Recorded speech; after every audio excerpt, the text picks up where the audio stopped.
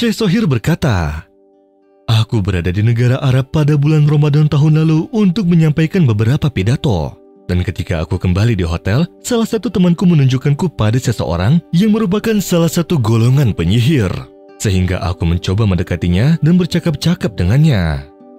Aku tidak tahu banyak tentang sihir, tetapi aku tahu bahwa engkau itu lemah. Engkau hanya menginginkan harta, dan engkau tidak akan mendapatkannya kecuali dari Allah Subhanahu wa Ta'ala." Dia lantas berkata kepadaku, "Ya, kau benar." Aku pun bertanya kepadanya, "Apakah telah terjadi sesuatu padamu?" Sehingga dia pun menceritakan kisahnya kepadaku. Suatu hari di depan banyak orang-orang, aku mengadakan sebuah pertunjukan. Orang-orang banyak mengelilingiku di sebelah kanan dan kiriku.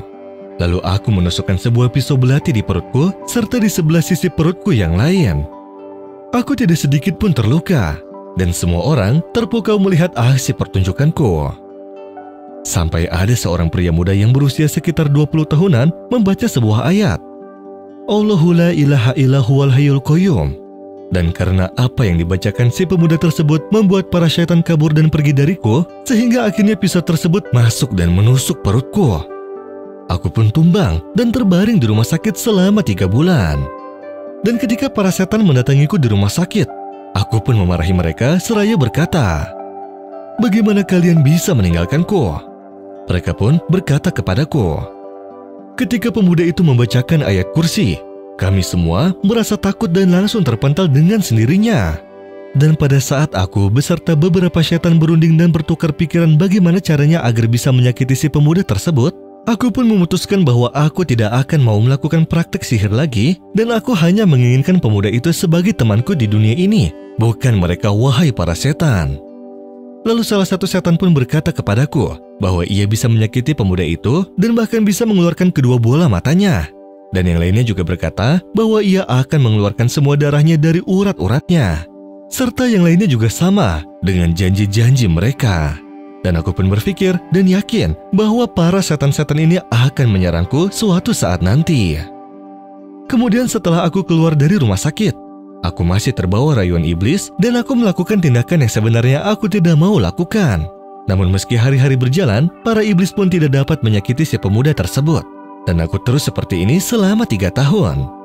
Setiap hari aku mengiriminya iblis, tetapi para iblis tak ada satupun yang berhasil dan hanya kembali pulang dengan membawa tangan kosong. Dan ketika aku telah menyerah untuk menyakitinya, aku pun bertanya pada para setan dan iblis, apa yang pemuda itu lakukan sehingga kalian tidak bisa menyakitinya? Dan para setan pun menjawab, pemuda itu tak pernah meninggalkan sholat subuh, dan setelah sholat, ia bertasbih kepada Allah di masjid. Ia juga membaca wirid serta Al-Quran hingga menjelang waktu duha dan juga menunaikannya. Aku lalu berkata kepada penyihir ini, "Salat adalah penyelamat.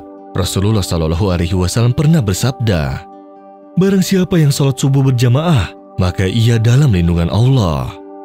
Lalu pada waktu itu pula, si penyihir tersebut pun bertobat melalui perantara si pemuda tersebut, yang sudah menyambut baik dan mengajarkannya banyak hal perihal agama, dan menjadikannya sebagai temannya. Lalu aku pun berkata kepadanya, "Alhamdulillah atas nikmat iman dan Islam." Lalu aku mendoakannya semoga Allah menerima taubatnya serta semua amal baiknya. وسارعوا إلى مغفرة من ربكم وجنة عرضها السماوات والأرض أعدت للمتقين الذين ينفقون في السراء والضراء والكاظمين الغيظ والعافين